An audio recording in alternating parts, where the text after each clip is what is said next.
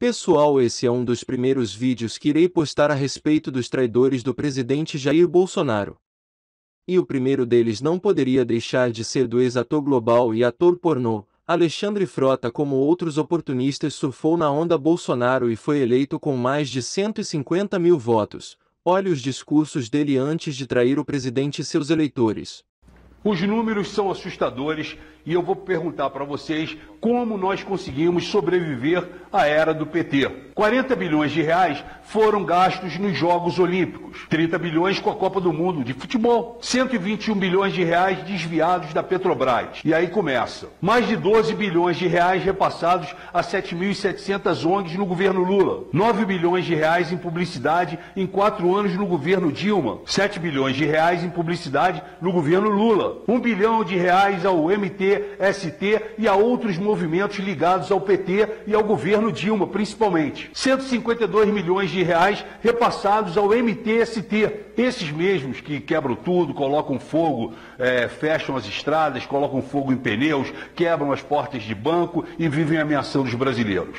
Eles ganham para isso. 154 milhões de reais com cartão corporativo, gastos secretos. Tudo isso na gestão Dilma. Mais de 65 milhões de reais repassados à UNE, a União Nacional dos Estudantes, que até hoje não soube dizer para onde foi esse dinheiro. 50 milhões de reais com cartão corporativo, gastos na gestão Lula. 11 milhões de reais repassados por Dilma a blogueiros petistas, às vésperas do impeachment. 6 bilhões de reais em obras na República Dominicana. 1 bilhão de reais ano de mesada ditadura cubana, sob o disfarce de mais médicos. 2 bilhões investidos a fundo perdido na construção da primeira fábrica de medicamentos contra a AIDS na África, lá em Moçambique. Fazendas experimentais de arroz no Senegal e de algodão em Mali. Projetos agropecuários de combate ao trabalho infantil e de capacitação de docentes para o ensino de português no Timor-Leste. E a implantação de bancos de leite humano de 22 países da África. Vocês viram que até agora não investiram absolutamente nada na educação, na saúde e na segurança do brasileiro. 1 bilhão de prejuízo naquela falsa tomada de assalto às refinarias da Petrobras na Bolívia. Na verdade, foi um ato nojento e covarde de traição do governo petista ao povo brasileiro, conforme posteriormente o próprio Lula confessou. Ele e o índio cocaleiro já haviam acertado toda a farsa anteriormente. Evo faria o teatrinho de ocupação das instalações da Petrobras e ele doaria tudo à Bolívia. E assim foi feito. 1 bilhão para a construção de uma ponte lá na Venezuela. 1 bilhão na construção de um trem subterrâneo na Argentina. Mais 1 bilhão para o metrô na cidade do Panamá. 900 milhões de perdão de dívidas nas ditaduras africanas com o Brasil. Bom, sem contar aqueles 792 milhões de prejuízo na compra da tal refinaria de Pasadena, no Texas, lembram? Aí teve mais 732 milhões na construção do metrô em Caracas. 692 milhões para o Porto de Mariel, em Cuba. 636 milhões na expansão de gasodutos da distribuidora na Argentina, 400 milhões em auxílio para a compra de alimentos em Cuba, 200 milhões para a compra de máquinas agrícolas para Cuba, 6 milhões para melhorias do Porto de Mariel em Cuba. Vocês entenderam agora por que falta dinheiro no país? Por que a educação está um caos? Por que a nossa saúde está no CTI? Por que nossas crianças, nossos jovens, nossos idosos não têm dinheiro para nada nesse país? Por isso, Lula e Dilma entregaram todo o nosso dinheiro para outros países. Após as eleições, por questões pessoais e por conta de cargos e influência no governo, passou a criticar o presidente da República, pois ele achou que seria um conselheiro e queria exercer uma influência no governo.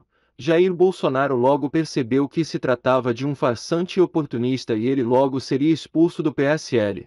O pedido da deputada Carla Zambelli foi aceito pelos 9 integrantes da Executiva Nacional do partido. Eleito com cerca de 155 mil votos por São Paulo, Alexandre Frota foi um dos defensores de Bolsonaro durante a campanha e no início do mandato. Mas nos últimos meses passou a criticar publicamente o governo e a articulação política. Frota criticou a indicação do deputado Eduardo Bolsonaro para a Embaixada do Brasil nos Estados Unidos. Retirado da vice-liderança do PSL na Câmara, o parlamentar foi o único que se absteve na votação em segundo turno da reforma da Previdência, contrariando a orientação do partido.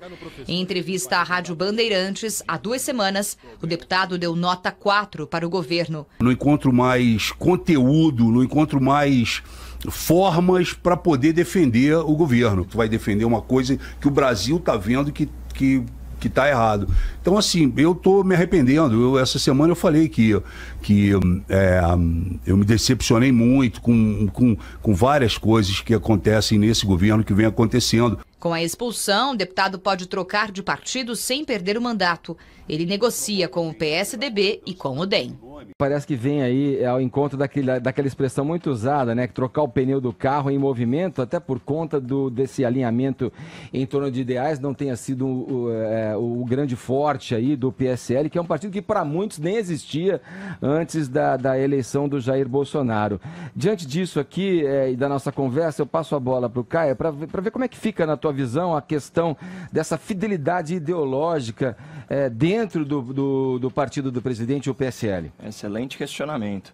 Mas aqui também cabe uma consideração inicial sobre a estratégia de gerenciamento de crise adotada pelo deputado Alexandre Frota, né, Vini? Ele que foi sempre tão ruidoso quando era pedra, ele preferiu o silêncio. Ativo, né? Ele preferiu o silêncio ao se tornar vidraça. O parlamentar submergiu. A gente fala isso porque na redação a gente percebeu que ele desativou, né, o seu perfil nas redes sociais e não se manifestou oficialmente sobre a expulsão. E é claro que isso dificulta muito fazer uma análise própria da situação. Mas ações de bastidores, certo, de Brasília, dão conta de que ele não conseguiu emplacar nomeações da sua indicação junto ao governo federal. E aí, para exercer pressão no executivo, ele lançou mão do seu principal ativo político, que é o quê? A sua notoriedade, né? E o decorrente sensacionalismo midiático inato aí, as suas declarações sempre polêmicas, né? Só que assim, parte da mídia, que é muito sôfrega e assodada em criticar o Bolsonaro, está repercutindo essa narrativa superficial, né, de que o Frota saiu apenas por criticar o governo. Isso é uma meia-verdade. Como eu bem disse, o que se fala nos corredores de Brasília é que ele criticou o governo porque não obteve as nomeações que indicou. E assim, justiça seja feita. É bem capaz que essas nomeações tenham sido prometidas a ele. Vai saber. Agora, o deputado acusar o governo Bolsonaro de praticar a velha política enquanto barganha cargo é, no mínimo, contraditório. E pegando um gancho aqui na informação trazida pelo Zé Maria, seria mais estranho ainda imaginar o Frota migrando para uma legenda associada à velha política do Centrão, como é o caso do DEM, ou até uma legenda associada à esquerda light, como é o PSDB.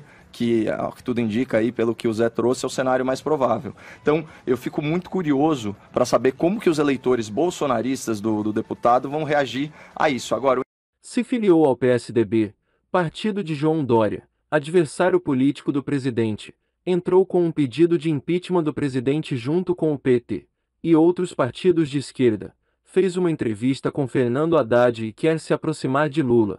Desta forma podemos afirmar, sim, que Alexandre Frota é um dos maiores traidores de Jair Bolsonaro, um canalha, um homem que foi eleito na onda Bolsonaro e que agora está do lado do partido que ele mais criticava. O assunto agora, inclusive, é impeachment, hein? Olha só, convidados por presidentes de partidos de oposição a discutir a unificação de pedidos de impeachment e a elaboração de um super pedido contra Jair Bolsonaro, Alexandre Frota e Joyce Hasselmann querem colaborar.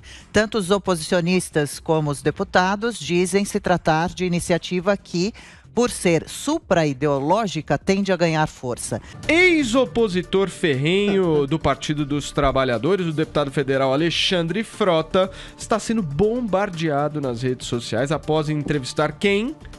O ex-prefeito de São Paulo, Fernando Haddad. Frota e Haddad juntos.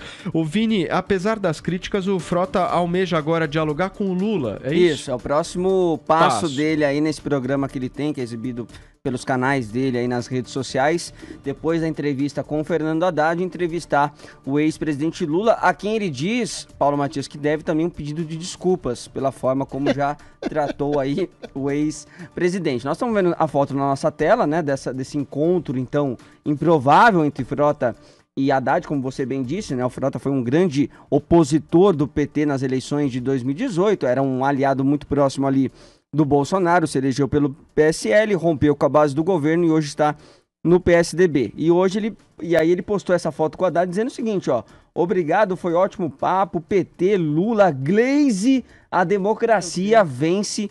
Pinheiro da Fonseca, você acha correto o que o Frota fez? Ele conversa com todo mundo, abraçava Bolsonaro lá, agora abraça Haddad, ele abraça quem ele quiser, não vejo problema. O Frota, eu não abraçaria o Frota. Então não é todo mundo que conversa com todo mundo. Não. Tem sentimento aí, né? A relação magoou. ficou estremecida depois daquele pânico ali, então não estamos no clima para isso. Tá. Agora, o que o Frota é, né?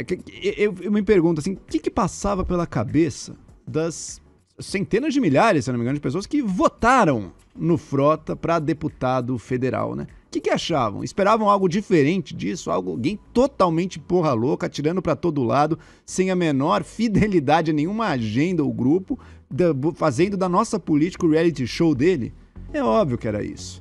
Então a gente agora paga um preço. Tem um deputado que, olha, sinto muito, não tá performando como eu esperaria ver um deputado federal com a seriedade que se esperaria de um deputado federal. Mas eu acho sintomático que agora ele esteja se aproximando do PT.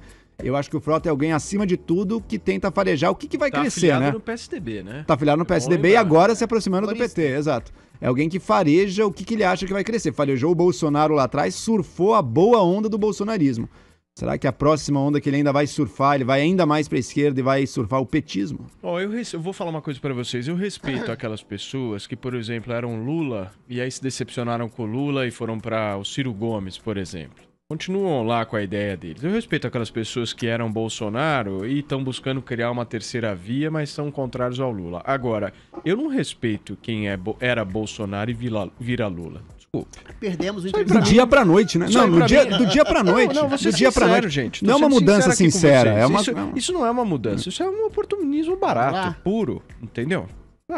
Não tem como o cara que é Bolsonaro virar Lula. Desculpa, não dá. Ele não virou Lula. Não, ele não virou Lula.